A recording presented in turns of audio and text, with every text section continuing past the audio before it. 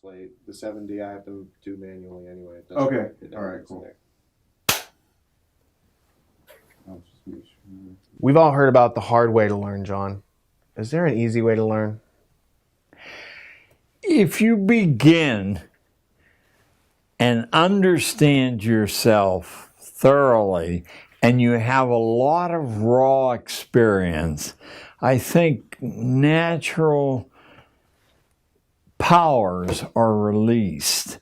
And I do believe that all the graceful, easy learning comes from people who are comfortable inside their own skin because they understand. And people who've had a lot of early experience.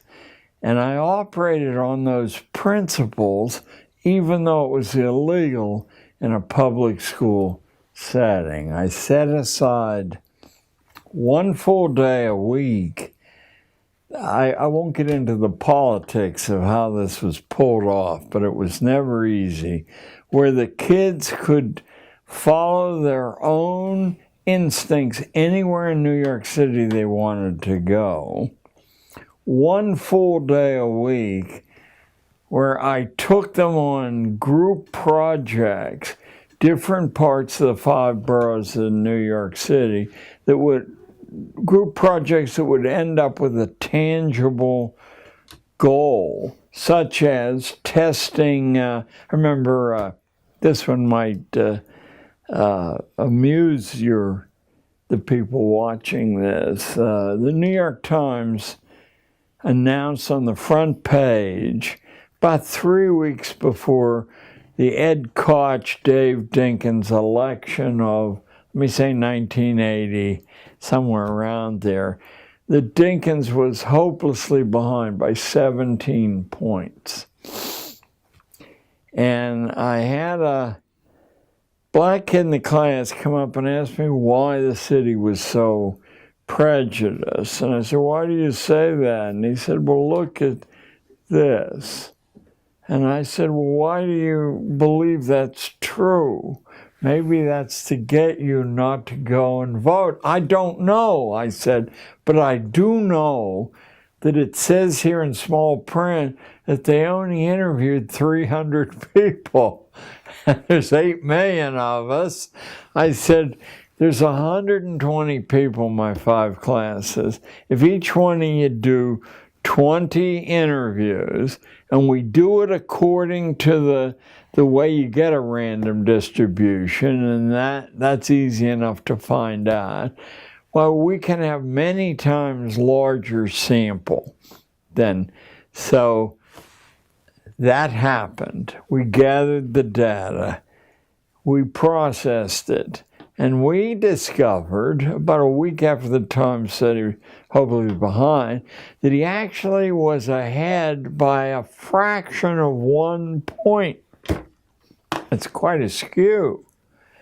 The election came, he won in the closest race in New York history, but notice that a random group of 120 13-year-olds had produced more accurate information. The math in the statistical processing is hardly daunting for a 5th grader. So why aren't the 70 million captive school children involved in, if nothing else, data gathering, since obviously it's a crucial part of commerce? Opinion. Well, there must be a reason they're not used that way, nor do they hear about statistical sampling until they're in college, for the most part. Why not? According to Alfred North Whitehead, one of the major mathematicians of the 20th century, other than addition, subtraction, multiplication, and division, the only crucial piece of math for everyone to learn is statistical sampling predictions, because the society, the economy is organized around those things. the politics is organized around those things. He said that in Aims of Education, which I think was published in the mid-1940s. Well, 60 years have gone by, and where is it? He's hardly a radical. Is it possible to train fleas before you break their will? And what can one learn from the gene sequencing hobbies of 11-year-olds? I got a foundation award at a fancy hotel in Washington, D.C., I guess about 15 years ago. It was certainly a while ago.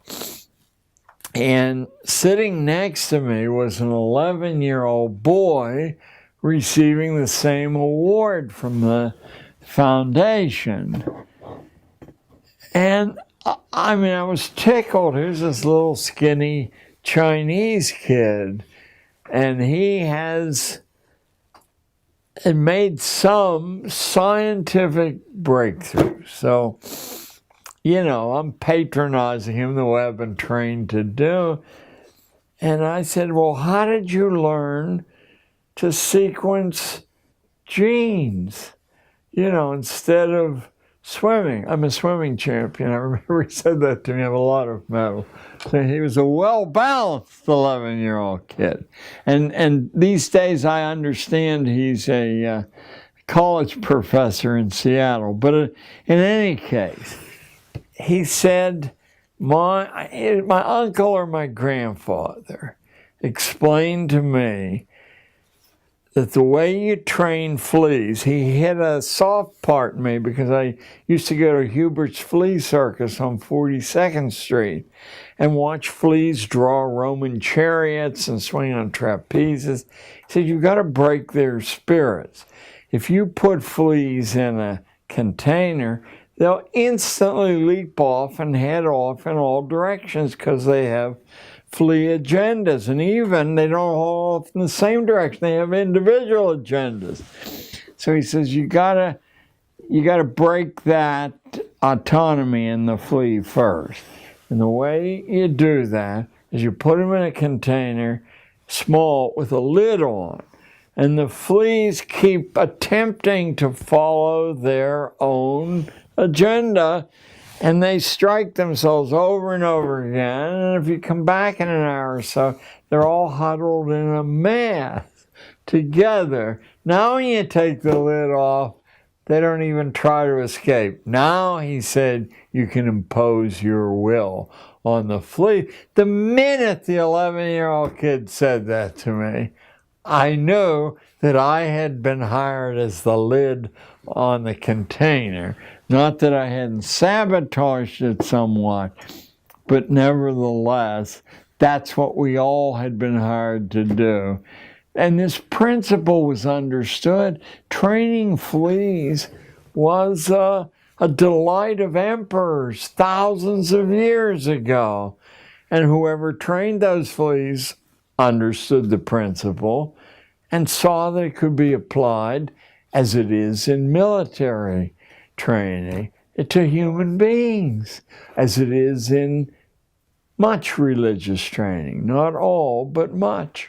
So you've got a character like Wundt who believes that children have no soul, and he's designing an education system, and then you've got these Machiavellian techniques being layered in on top of it of how to break the will of animals, and it's being used to train our children. Yeah, what's surprising is that these insights and even these activities that don't depend on modern technology. I mean, these are understood a long time ago.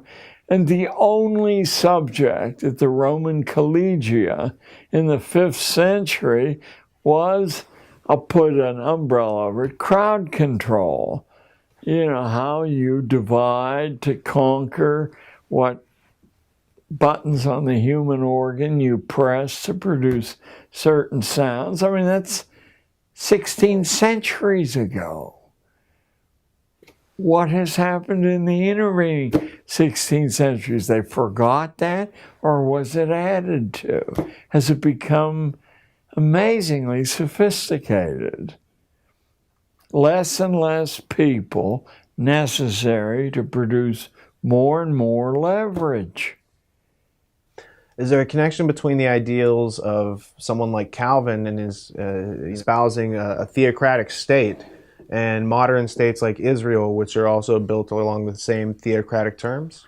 I think, and I'm trying to be as fair as possible to the villains in this, I think there's some impulsion in everyone to have certainty, that even as babies we're aware of how many accidents, how much menace is out there, jeopardy, certainty. So to follow a list of rules, algorithms, is emotionally very satisfying, but it doesn't work if everyone's not doing it. And the minute everyone's doing it, you don't have to do it.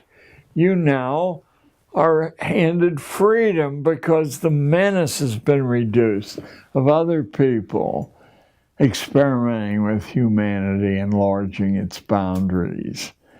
And then economically, of course, your capital's at risk. If that's the overproduction thing. I hope we talked about that yesterday, because it finally was the tipping point in the late 19th century as corporations were enlarging and layering themselves. Men like Carnegie and Rockefeller and Astor, they were fully aware that human ingenuity was a tremendous risk to capital formation, because to talk people out of their wealth on the grounds that you can multiply it doesn't work if too many people invent ways to do something better than your investment. The capital's destroyed. So the easiest way to manage the future and the present, of course, they saw a series of financial crises all through history, but especially in the 19th century, where the boot of the master had been lifted off ordinary people, and they were recklessly inventive. I mean, America's producing more inventions than all the rest of the world put together. You can't have that, because on that new base, the next base is going to be frightening. So a term existed and exists, but it's been camouflaged in the 21st century, called overproduction. You have to use government to control overproduction, dumping too many goods or services on the market that it can't absorb. And the easiest way to do that, at first you try licensing, and other kinds of government subsidy to favored groups. But ultimately, the killer app is to remove the ability to be inventive from the ordinary mass. These days it's called overcapacity, because to penetrate what that means is much harder than to see instantly what overproduction means. Then a second menace emerged in the late 19th century, but by the late 1960s, it was clear it too would have to be controlled. That's called hyperdemocracy. If too many people take democracy seriously and understand how to form alliances with one another to confront power with power, then power becomes much less effective. So when the kids stopped the Vietnamese War, waves of them, this was so intolerable. The costs to privileged classes of this rain of money, the costs to the government of not being able to suppress dissent on the grounds that this is an emergency. This couldn't be allowed to happen again. The Trilateral Commission gave me the break I needed to understand this more precisely. They underwrote the publication of a book called The Crisis of Democracy in 1975, published by New York University Press, in which now you have to have training in reading between the lines, because the sophisticated power brokers aren't nakedly making these statements. But if you read Crisis of Democracy carefully, you will see that the crisis is too many people took it seriously and translated the principles into action and cost the industries and the hierarchy a war that, now the next war would be harder to run. To get together. It would be more absurd. At least you could make a case in those jungles, but now you're going to have to make a case in the arid deserts of Iraq or in the mountains of Afghanistan why national security depends on suppressing these barefoot people and people whose weapons are blowing up their feet in their underwear. Hey, they're going to take the bread out of your family's mouth. I remember the attempt in Nicaragua under the Sandinistas to communicate the idea that it was just a stone's throw from our southern border, and these people might pile into their 20 and 30-year-old vehicles, and there'd be this 1,000-mile drive north, and into Texas they'd come. Well, our economy, of course, cannot function without warfare. So that when these things are over, count on the fact that if we have to attack the South Pole, the penguins will a clear and present danger. In the Paris Peace Conference, 1919, pre-CFR formation, Colonel House and these characters are hanging out, and Ho Chi Minh comes in and says, we want to be free like America, we love democracy, we want to do this, and instead of helping them out, helping them to become free, they're like, well, we're going to have to take them out. That makes a good place to have a We war. need enemies. We have to have enemies. The interesting thing about the book, The Crisis of Democracy, is that spreading out like ripples from a stone thrown in a pond, the popular magazines and press, Time magazine did a cover story on too much democracy, ? And of course they concluded, you bet, in a complicated, high-tech world, you can't allow non-experts to make decisions there. But it was everywhere. So the tom-toms, they're interconnected, and they beat simultaneously or nearly so. What's the role of curiosity? Well, is it not the lever that produces invention? It forces you really, in a fun way, to think for yourself there. And then it turns out that the secrets of nature or of society aren't really very hard to penetrate as long as you remain curious. How do you destroy curiosity? Because we all say little babies are always curious. How do you destroy curiosity? Well, one good way is to sit people in chairs, tell them to speak when you're spoken to, threaten them with upcoming tests if they don't memorize usually erroneous material. It's fascinating. Show me a school book that deals with Admiral Perry's opening of Japan. And the school book, last one I looked, was nominally under the aegis of the Librarian of Congress, so a major scholar, and it will say that essentially it will say that we decided that Japan should be part of the modern world. It wasn't fair to leave them in medieval. And so Admiral Perry sailed over there and negotiated, and they said, okay, you can have coaling bases, or we'll take care of sunken whaler crews.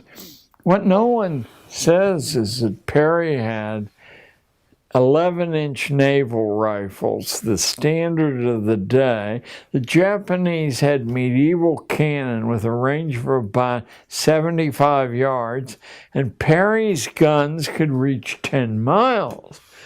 And that Perry emphasized the destructive impact of his force of 3 black gunboats. I mean, somebody had to actually paint the boats black by destroying some structures on the shore. Then they rowed out fast enough and said, please, massa. When did the American dream become one of lifelong servitude and debt slavery?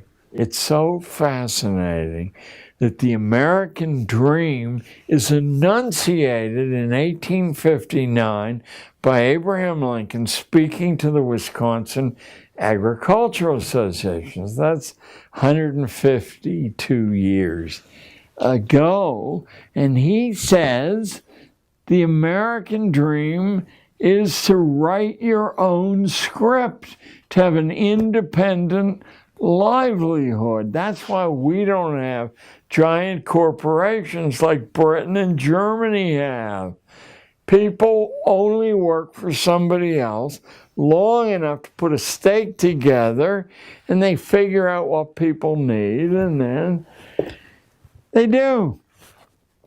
So the American dream was, as elementary school books, it was liberty, freedom, personal sovereignty, and it was rather unique in the history of political nations around the earth, or even tribal bodies. And did it work?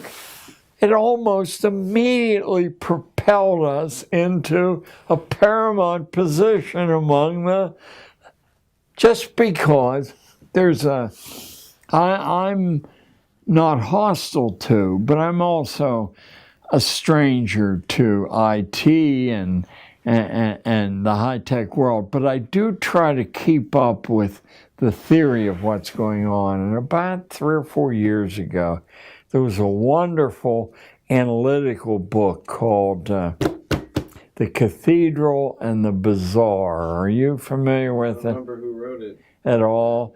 And I read it, and I saw almost immediately what I thought nature was about, proving itself through IT.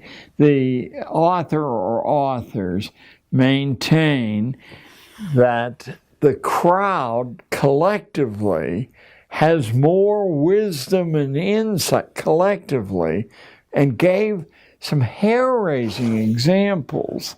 A huge gold ore body in Canada was discovered by the company putting its limited, it knew that there had to be an ore body there, but it also knew that if it used the normal procedures and the hole proved dry, excuse the mixed metaphor there, that they would be exhausted and they would have to sell what they knew. It's Gold Corp today, GG on the exchange. So how did they discover the ore body?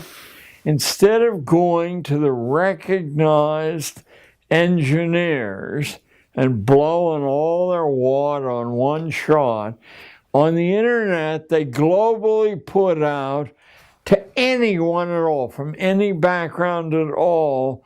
They wanted a theory of how to find that ore body.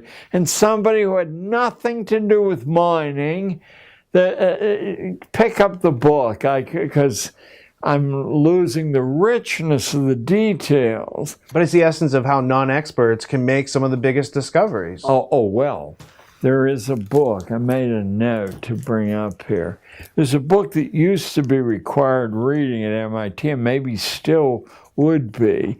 It's by a middle-level physicist named Robert Scott Root-Bernstein. It's called Creativity. It's this thick, and the structure internally is so maddening. It's done in the form of a group discussion among different people, why he did that. But eventually I forced myself to read it, and what just comes pouring out of it is how actual life, world-changing discoveries are made. This is an MIT textbook. Apparently, by adding funds and assistance to a project, you almost destroy your ability to make these breakthroughs. People who have to saw ice cube trays in half to make a piece of lab equipment, etc., are the people who transcend the conventional. Now, that's often then taken over by a big project. One of the most recent dramatic examples, and I'm sure you can Google or whatever the search engine term is, there was 2 or 3 years ago in 60 Minutes, there was an account of a new way to treat cancerous tumors with radiation, without any side effects at all. And it had been discovered by a man in his garage who was had nothing to do with cancer research. John Canzius is who you're talking about, right? Who? John Canzius? Yes, Canzius. And he worked in radio and television, and He was a kid, he was an enthusiast. And he knew that if you shot radio waves through metal, that it heated up, and he wondered if it would kill a tumor, but not leave the devastation that radiation does. And in fact, it did.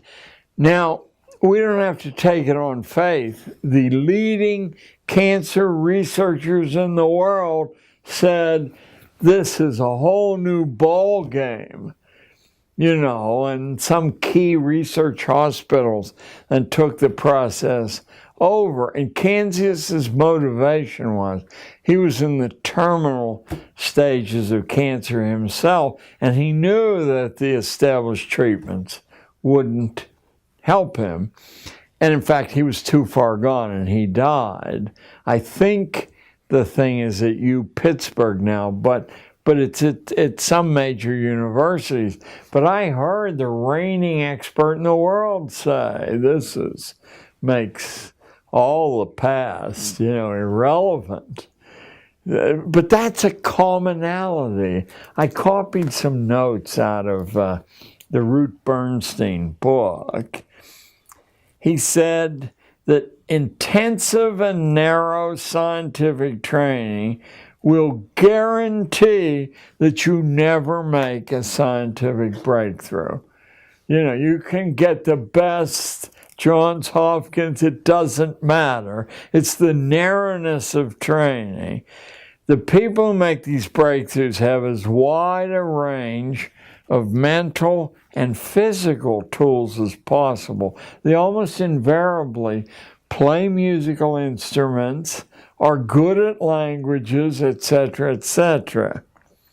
Most successful people in physics make it by going off by themselves and learning whatever they want to, not following the history of the physical sciences. What they learn from mentors is how to deal with ambiguity. But the established bodies of scientific knowledge get in the way of thinking afresh. As soon as you hear these things, they're so commonsensical, you say, of course, why didn't I think of that? Just a couple more here.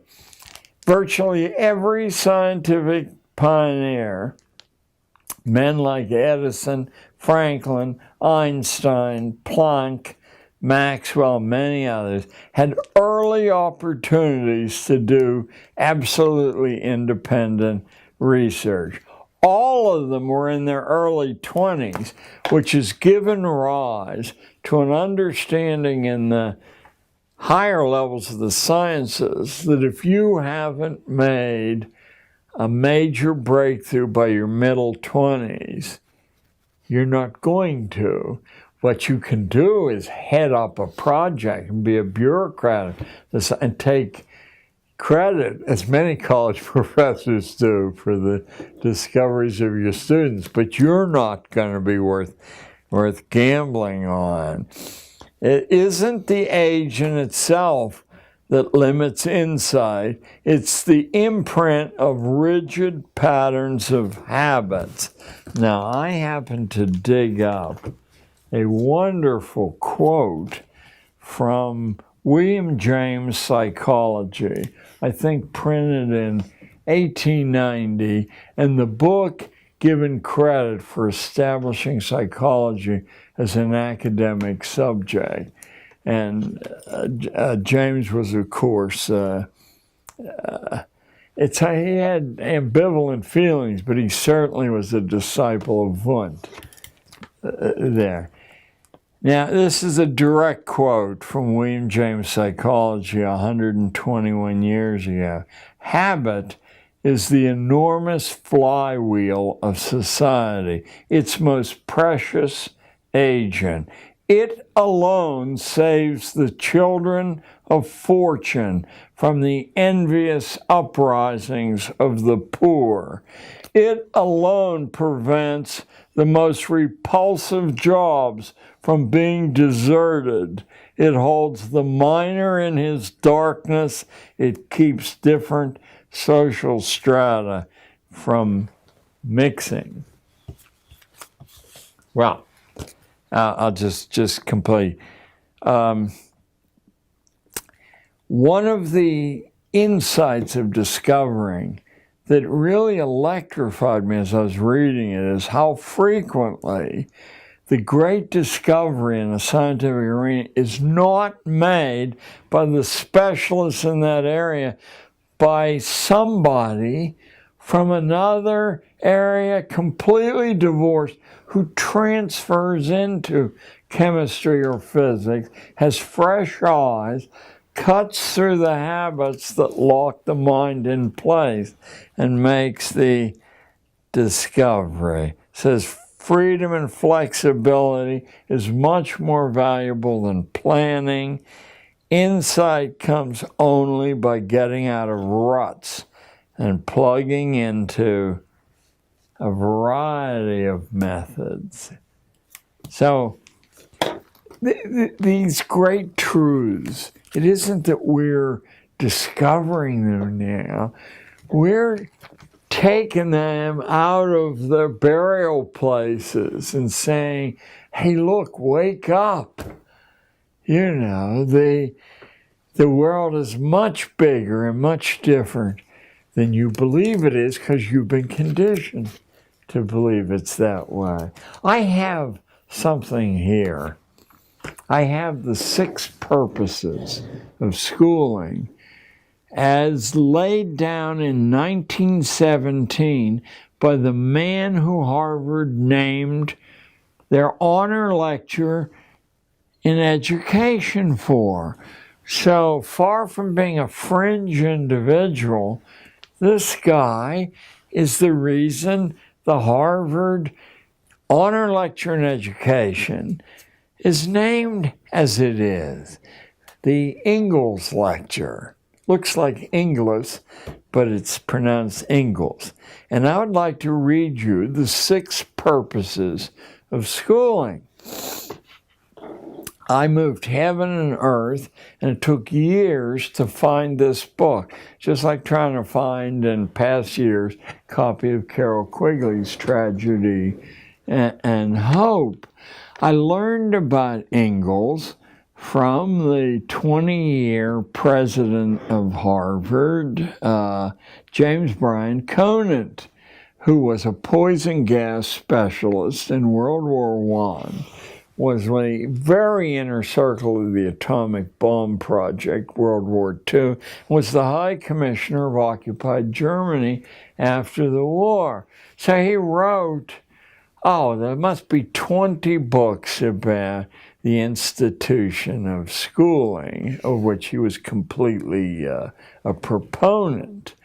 And he's a very, very bad writer. I forced myself to read most of these books, and in one of them, he says that if you really want to know what school is about, you need to pick up the book that I'm referring to here, Principles of Secondary Education. 2 years it took me to find a copy of the book, 750 pages, tiny print, and as dull as your imagination can conceive. And furthermore, it's not until you get to the very middle of the book, in an unlabeled section, that he spills the beans. Let me spill them for you. These are the 6 purposes or functions, as he calls them. The first he calls the adjustive function. Schools are to establish fixed habits of reaction to authority. That's their main purpose, habits of reaction to authority. That's why school authorities don't tear their hair out when somebody exposes that the atomic bomb wasn't dropped on Korea, as a history book in 1990s printed by Scott Forsman distributed, and why each of these books has hundreds of substantive errors. Learning isn't the reason the texts are distributed. So first is the adjustive function, fixed habits. Now, here comes the wonderful insight that being able to analyze a detail will give you. How can you establish whether someone has successfully developed this automatic reaction? Because people have a proclivity when they're given sensible orders to follow it. That's not what they want to reach. The only way you can measure this is to give stupid orders, and people automatically follow those. Now you've achieved function 1. Have you ever wondered why some of the foolish things schools do are allowed to continue? Number 2, he calls it the integrating function, but it's easier to understand if you call it the conformity function. It's to make children as alike as possible, the gifted children and the stupid as alike as possible, because market research uses statistical sampling, and it only works if people react generally the same way. The third function he calls the directive function.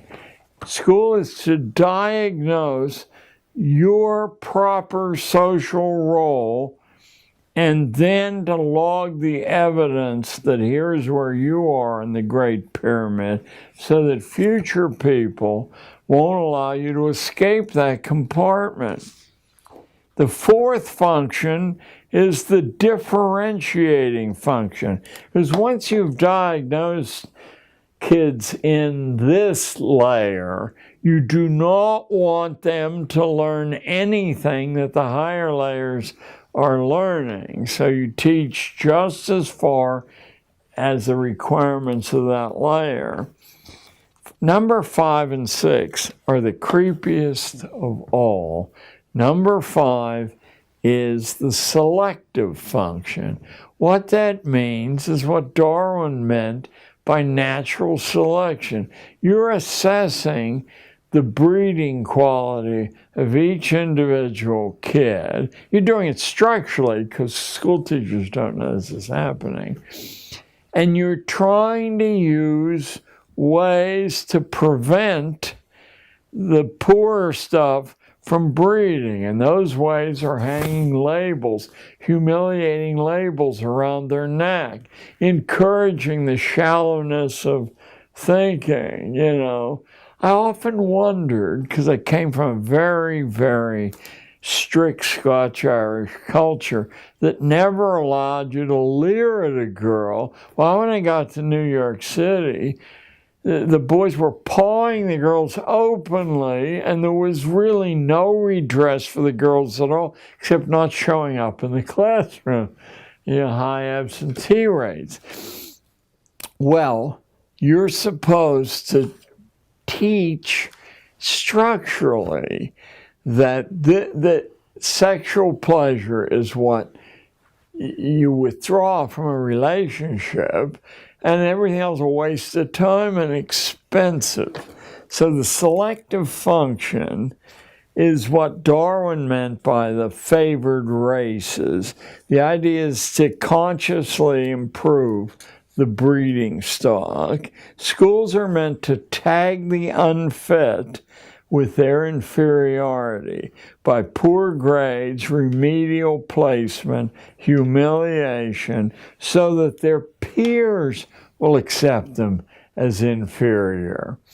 And the good breeding stock among the females will reject them as possible partners.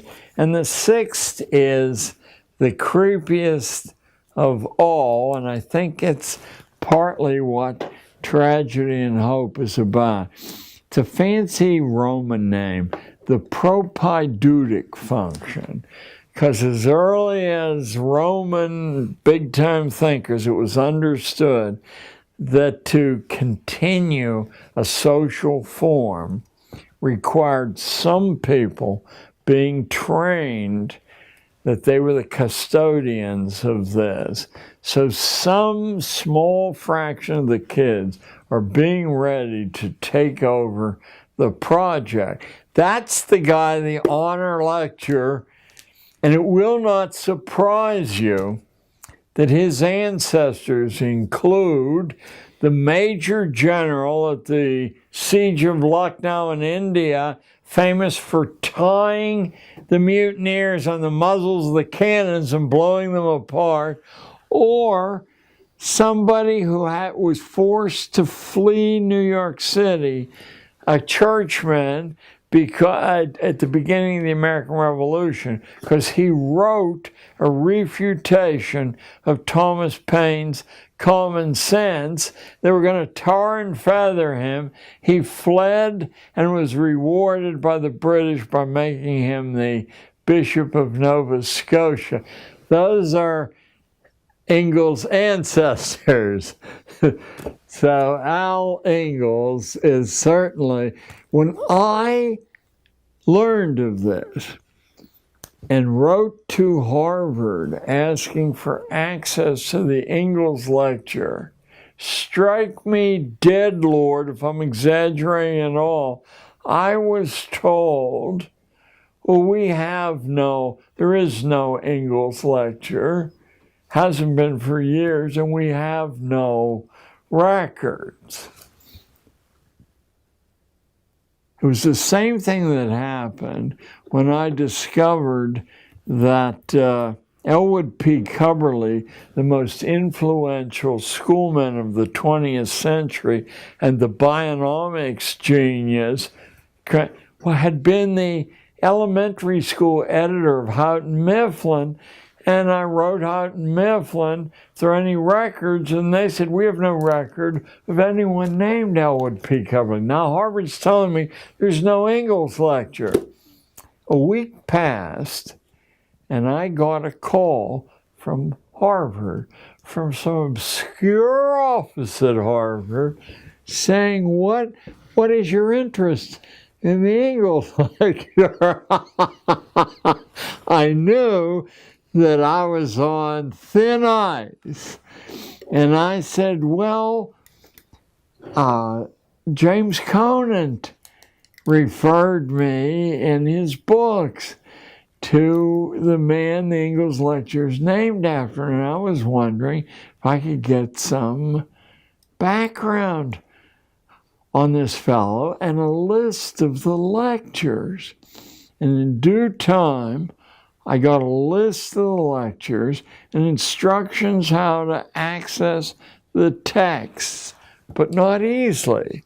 Enough hoops that someone who has to mow the lawn and burp the baby, wouldn't jump through those hoops.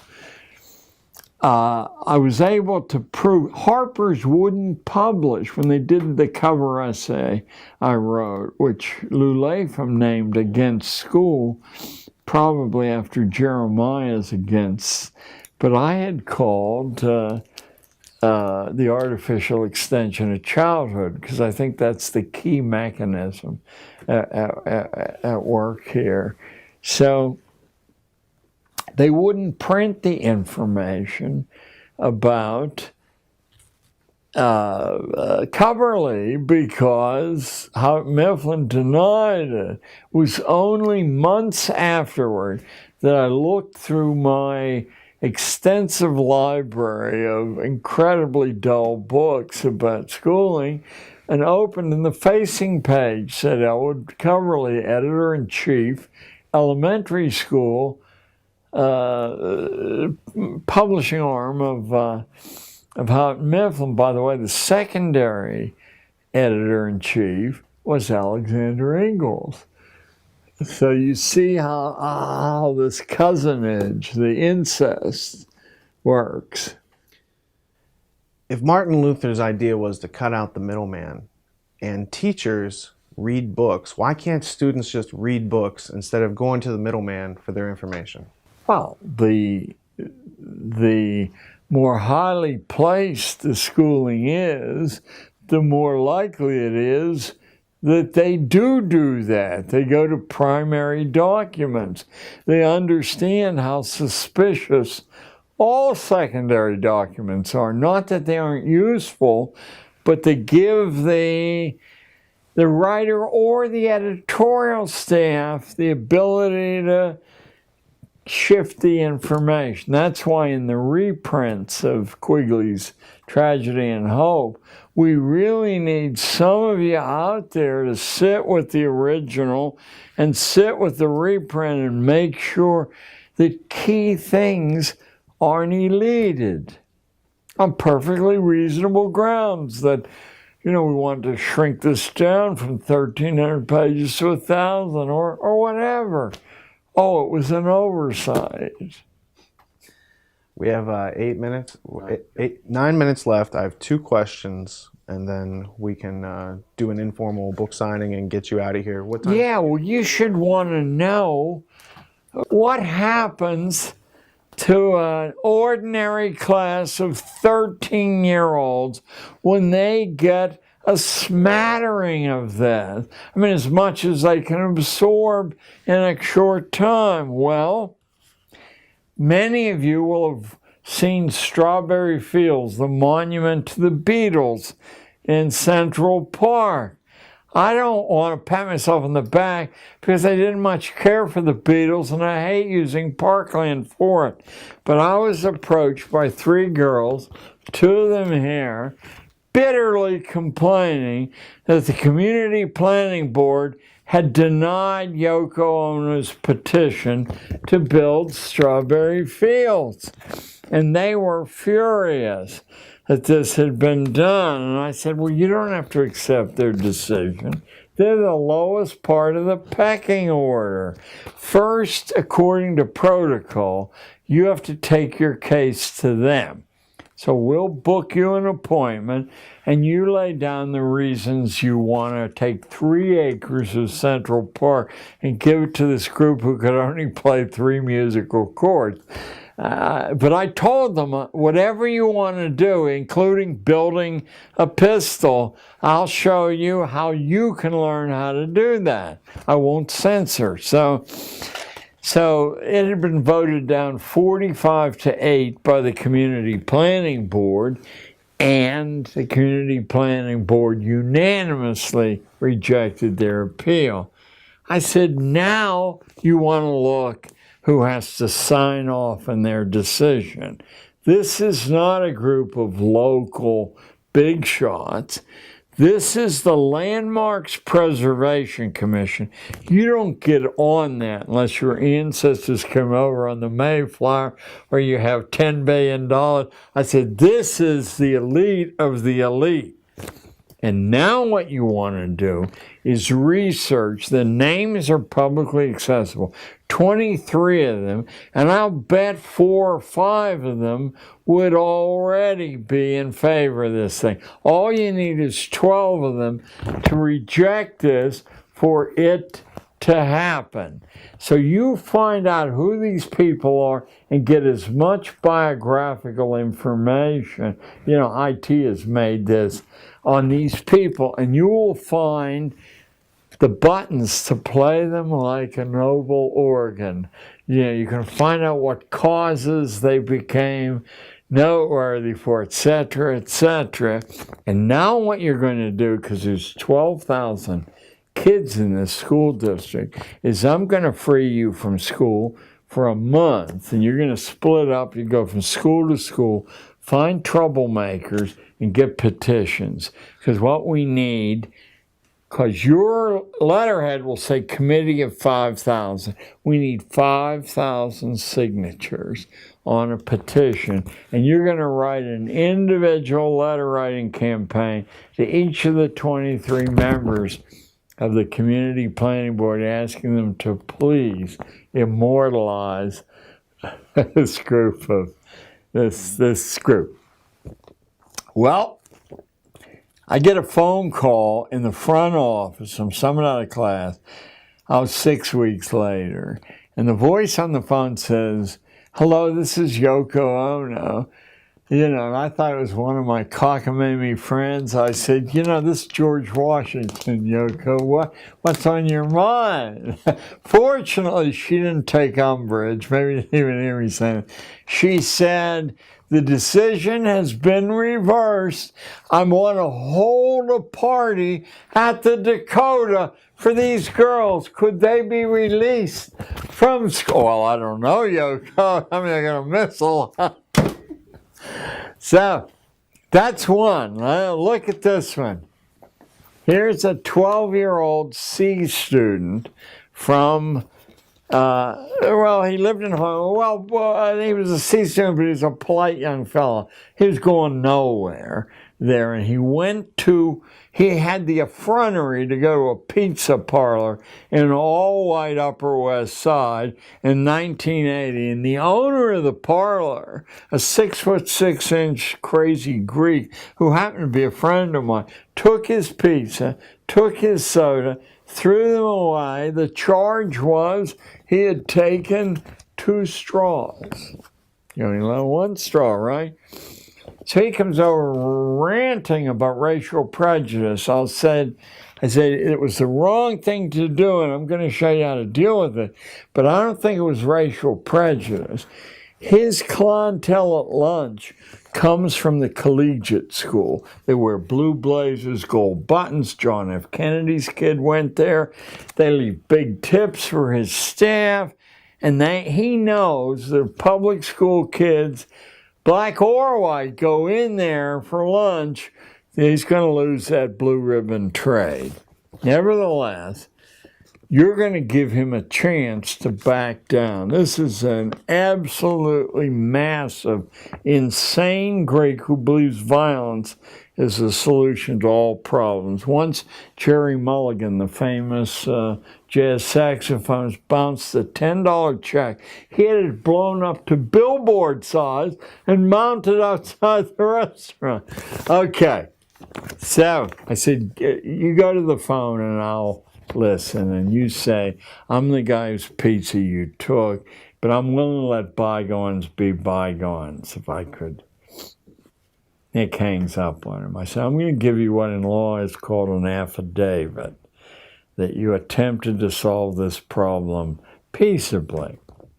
Now, I said, you want to go over there in person tomorrow, and I'll provide a long-distance witness, and you want to say, look, it's just a slice of pizza. Give me my slice of pizza back.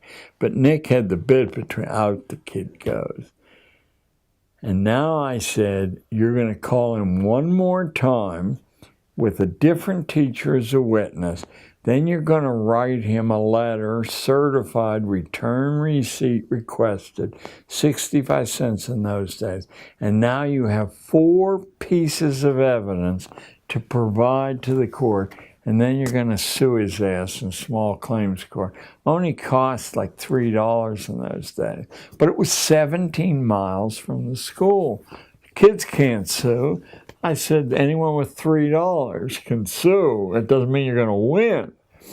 But the way the referee in small claims court decides, since it's one person's, is who has evidence that they acted reasonably.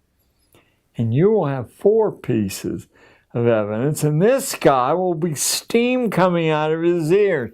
Well, he was awarded triple damages. How about that?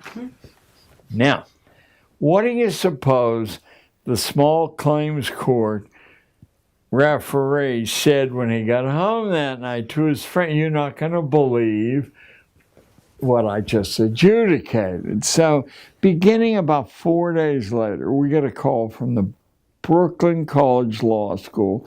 Could he come over and lecture? Of course, he said no, and I said, listen, I'll ruin you if you don't. We'll work it out. Then Columbia Law School called. Then we got daily calls from judges to take him out to lunch, because isn't this a symbol that the system really, okay. He's the only kid in 30 years of teaching that took my advice not to waste your time in high school. I said, any number of very good colleges will take you in at the end of your sophomore year if you provide the documentation. You're ready. He went to Duke, full tuition scholarship, then Duke University Law School, and by the way, these 2 events, Strawberry Fields and Pizza Palace Soon, are from the same term in a junior high school. Just a few more of these things. Here's a PhD from UCal. Here's a 13-year-old girl who came to me complaining that her mother was a liar, said she could go to Paris alone that summer if she could raise the money. She said, I just checked and nobody. I mean, she was a single-parent household. Mother was a secretary. She said, nobody. I said, well, you can't do it on a job, but there's not very much money if you have a little business. And she said, 13-year-old kids can't have businesses. I said, if you have something people want, they don't care how old you are. I mean, Sean Fanning almost ruined the music business with Napster. He was 17. So she takes a week out of school, figures out a really interesting exotic business that you can read my book and find out what it was, and raises enough money in a short time by cutting school for 6 consecutive weeks that she could afford to pay her mother's way to Paris. She came and said, I've got much more money than I need. I said, why don't you take your mother to Paris? She might appreciate it. On the basis of that, she went to what I believe is the finest college in the United States, Hampshire College, where you write your own curriculum and then you negotiate with the faculty. My granddaughter goes there, will be graduating next year. Hello, Christina. That's all I'll say. So, What phrase in Icelandic means writing of God? yes. Well, her real name was, it's carried popularly as Gudrun, but she wasn't satisfied, so she went to court and changed it to Christina. So, hey, what are you going to do? If you could say something that would echo through time and each and every person from now until the end of humanity would hear it. Yeah. What would it be? Sensible children do not wish to be incomplete human beings. And so when you impose a stage theory of human development upon them, you in fact are tormenting them, you're limiting their opportunities. The whole world for all history knew that childhood is over about the age of 7, and if it persists beyond the age of 12, you've got some hopeless human being on your mind. Don't be your kid's enemy, because they're not a kid, that's a fellow human being, male or female. Be their partner and enlarge the opportunities. No homework, please.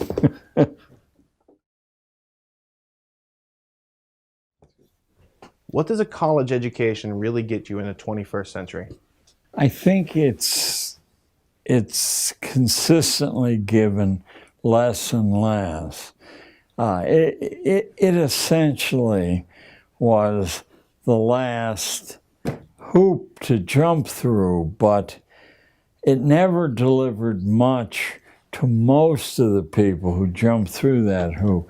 It is possible, if you understand that an education is something you have to take, to use the resources that are assembled there and actually stitch together an education for yourself and get some value. But most people, of course, follow a prescribed plan which has been put together by a committee somewhere, and in fact doesn't do much for most people. I went to Cornell, Columbia, and Reed College, and I can guarantee from Cornell and Columbia, I remember nothing except the babes, the alcohol, hangovers, etc. From Reed, I got a little bit out of a Plato seminar that I do remember, basically arguing with the professor who encouraged that. You know, it doesn't give you a bang for your buck unless you commit.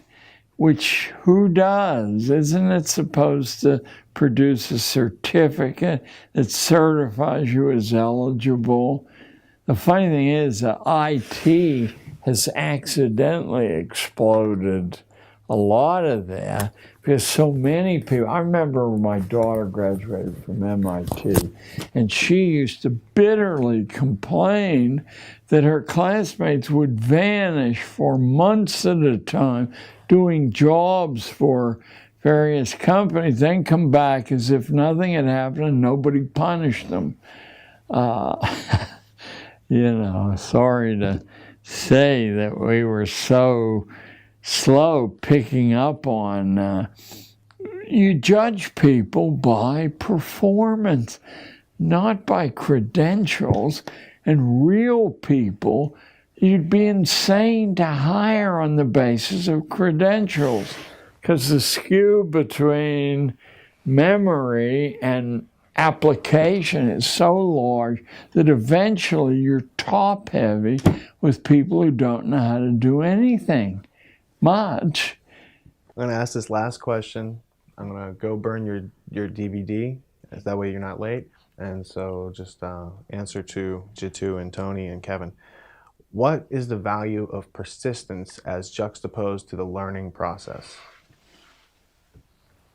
About 10 years ago, I helped to set up a foundation that at Edison High School in New Jersey awards $10,000 a year to the most persistent student in the class. And persistence in the face of adversity is the final test. If you can stick to something, nothing is difficult to learn. I mean, nothing at all.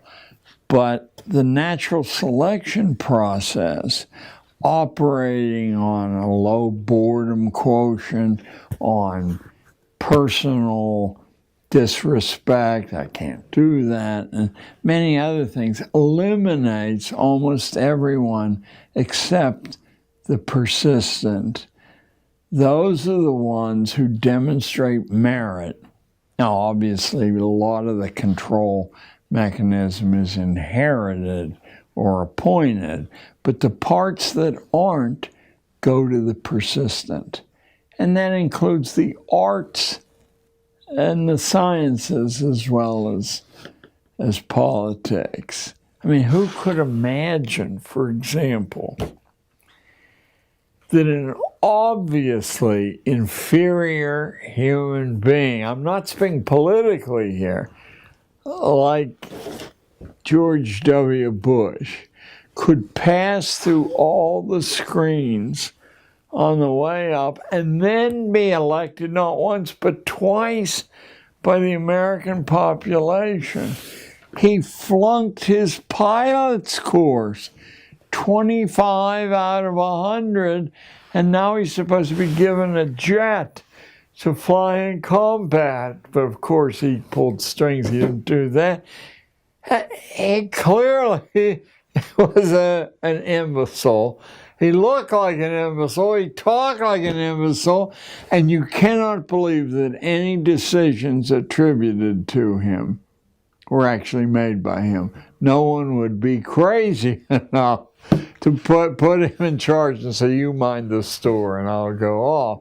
So, but he was persistent, and he did reject the negative assessments that occurred all through his life. What Iraq is about, in my opinion, is showing Daddy that the people who embarrassed Daddy got their comeuppance, and who the hell cares that the carnage is, he's one of the great mass murderers in history, but Daddy's reputation was saved from disgrace. What do you feel the role of UNESCO has been in the manipulation of the educational curriculum? Well, I'm bothered a little bit by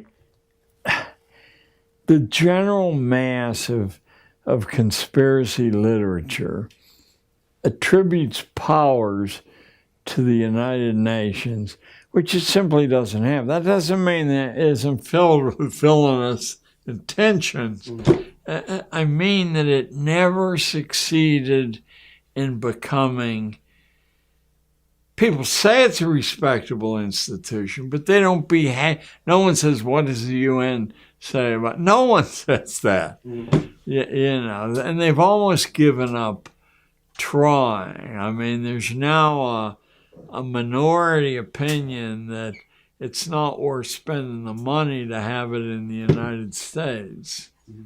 You know, because it's as much anti-American as it carries out our subtler designs. I've noticed that UNESCO focuses a lot of their workings on the educational framework of nations, and you go to the website. But you and I would too. Pestalozzi and Hubert and Wundt are all listed. Yeah, of course. Well, wouldn't anyone say it's easier to deal with unformed minds with no experience, wean them away from, yeah. I mean, it's in an engineering sense what you would expect to happen, and so we wouldn't be surprised that that's what does happen. Who was Johann Pestalozzi, and what were some of his few ideas? The most intriguing thing about the followers of Pestalozzi are that they never count the fact that every single one of his projects quickly failed. Every single one of them. What he had that was intriguing to the Prussian hierarchy and really the global hierarchy was that his method of kindness, and it may have been sincere, his method of kindness was a new weapon in the arsenal of, instead of whipping the poor, threatening them, menacing them, tormenting them, you killed them with kindness. The written principles of the Fabians are pestalozzian, you know, by extending this blanket of kindness to people. It's still effective in that, you know, a big fraction of the American population expects charity and sees it as a blessing. Now, it's not hard to see why on this day or that day it could be a blessing, but overall, that you get weaker and weaker, like your arm gets weaker if it doesn't lift stuff above your head. I mean, it's such a fundamental principle of human physics, including mental physics, that to pull the wool over so many people's eyes. I've got your disc. It's got all the transcripts from your Gnostic media interviews, Jan's definition of liberal, and some Gordon Wasson information for it. You also talked about the cruise to open up excellent. Asia. And this is excellent. This is Taft. Taft's on the. It's Roosevelt's daughter. Roosevelt's president. Taft goes with her, and they open up. They go back to Japan after. Who is the admiral that you mentioned that went over there? Not Dewey. But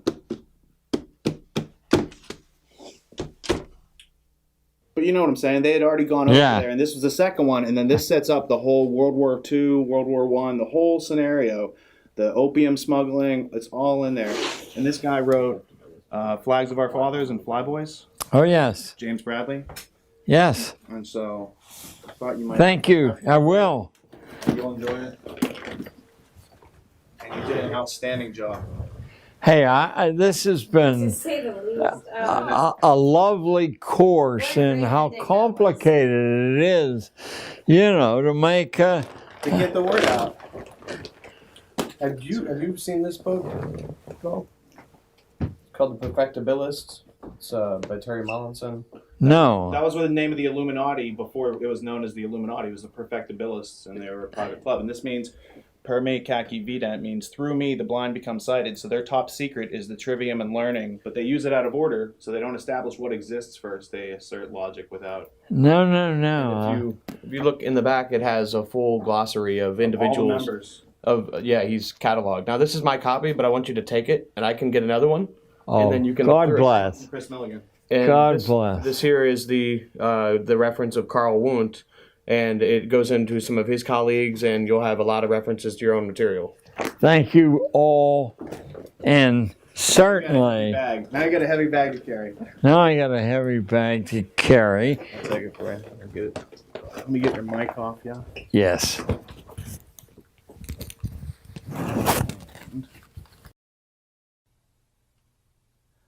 You've now experienced the first step of the ultimate history lesson.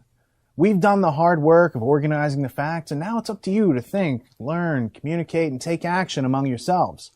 But we don't expect you to do this alone, and in fact, since this message applies to all of us, it's truly a circumstance which unites us and makes us indivisible, so that we might deliver freedom and justice, not just to ourselves, but to people around the world. If there is a point to all of this, it might be in realizing that the system isn't broken. It was built this way, on purpose. It serves those who created it, not those who are managed by it. As a result, our potential as human beings has been undermined. Our birthright has been stolen, and our adolescent period of life has been extended indefinitely. We have been numbed to these facts, which have been obscured further by the 15,000 hours of public schooling, which is mandatory in order to earn the right to live and work in our civilized culture. We have been under the impression that public schooling was about educating us as a measure to prepare us for life, but those assumptions were formed based upon information supplied to us by our natural predators, who may dress and speak like us, but in their minds, intentions, and actions, they hold us in contempt. They manage us like livestock, and they poison us both figuratively and literally, as if we were pests. Each of us has a choice to make, and the question is, what is most important to us? Is it the products which money buys, or is it having a safe, happy, and healthy family? Unfortunately, it doesn't seem that we can have both in this culture. We must choose to either put our full support behind that which is most important to us, or face losing everything. I made that choice 8 years ago, and through the help of some friends, I transformed the materials around me into the resources which have delivered this message to you. In the minutes before Patrick Henry spoke into existence the phrase, "Give me liberty," or "Give me death," in his speech to the Second Virginia Convention on March 23, 1775, he first addressed the convention's president, Peyton Randolph of Williamsburg. Quote, "For my own part, I consider it as nothing less than a question of freedom or slavery, and in proportion to the magnitude of the subject ought to be the freedom of debate. It is only in this way that we can hope to arrive at truth and to fulfill the great responsibility which we hold to God and country. Should I keep back my opinions at such a time, through fear of giving offense, I should consider myself guilty of treason towards my country, and an act of disloyalty toward the majesty of heaven, which I revere above all earthly kings. Mr. President, it is natural to man to indulge in the illusions of hope. We are apt to shut our eyes against painful truth and listen to the song of that siren until she transforms us into beasts. Is this the part of wise men, engaged in a great and arduous struggle for liberty? Are we disposed to being of the number of those having eyes, see not, and having ears, hear not, the things which so nearly concern their temporal salvation? For my part, whatever anguish of spirit it may cost, I am willing to know the whole truth, to know the worst, and to provide for it." End quote. So, if you realize that your family and or community was in danger, how would you make them aware of it as a measure to protect them from the peril? Well, once you meet and surmount the mental obstacles by employing your use of reason, it would then be logical to organize the facts, connect and communicate with your loved ones and community, to learn together how to dispel confusion, how to take informed constructive actions, and when you meet resistance, how to learn your way forward. It doesn't benefit anyone to continue to sanitize the world for our youth, as it prevents them from developing a strong immune system, and thereby undermines their chances of survival in this world. To that end, as I mentioned in the introduction, we've also created the ultimatehistorylesson.com, which specifically hosts the YouTube version of this interview in video form, as well as the MP3 versions for your downloading pleasure, as well as the transcript, references, notes, links, primary source materials, and every other piece of media associated with this interview set, all with the goal of helping you to understand. And while this all might sound like a good idea, most people need a little help outgrowing the habits which enable us to be so easily manipulated. In order to help each and every individual tap into their internal natural resources, we created tragedyandhope.com, which acts as a next step for those who seek to learn more after screening our productions. Now that you've heard John talk about the book, Tragedy and Hope, A History of the World in Our Time by Dr. Carol Quigley, you'll indeed appreciate the fact that we've created an international network of independent media producers, all of whom consistently provide educational films, podcasts, and video reports, commercial-free and free to the public. With over 1,400 people from all over the world posting videos, posting blogs, forming study and research groups, and learning the arts of intellectual self-defense and strategic problem solving, we have built a truly unique experience which has thus far been denied to the general public. and it is in every way designed to help you realize your birthright. In this last hour, I was surprised to learn about John's key role in helping Yoko Ono get approval to create Strawberry Fields, a section of Central Park in New York dedicated to John Lennon, across the street from where he was shot in front of the Dakota Hotel. We've done a lot since creating Tragedy and Hope in 2009, so let me share a bit of synchronicity about how all this began. These are the last few pages of the premiere issue of our interactive magazine before it evolved into an interactive community of critical thinkers. I'd say that not only have we come a long way, but we've also stayed on track, and I think that's reflected in the synchronicity of these full circle moments. We're serious about studying the big problems, identifying the root causes, and enacting constructive solutions. And we sure could use your help. And in return, we'll help you catch up on what you've been missing. We must ask the questions. Can we have peace without understanding the root causes of war? Can we have liberty without the responsibility and reason incorporated into our actions to bring it about? Why aren't we preparing our children for their lives? Why doesn't public schooling prepare us for the fact that we are entering a world where there are predators and systems of predation to be avoided? And in learning the answers, we've found that it's due to the fact that the predators designed the public schooling system. It's time to reclaim our birthright, and this interview is aimed at delivering it to you. What you do with it is your choice. Figure out how to teach yourself anything by asking substantial questions and identifying valid answers. Help us create a network of affiliates and continue to spread this message of self-liberation. By understanding the problems, the solutions become known. The truth is the future, and we want to see what the world looks like when you develop the habits which reveal your inner potential. Last but not least, learn how to use the active literacies to liberate yourself and share what you've learned with others. Because the world is made up of words, and if you know the right words, you can make of the world what you will. Go and do likewise. Be persistent. Refuse to give your consent to irrationality, and realize that in your heart and mind, that we are only victims until we mature and take responsibility for our thoughts and actions. And to that end, keep learning, keep moving forward. Thank you for tuning in and not dropping out.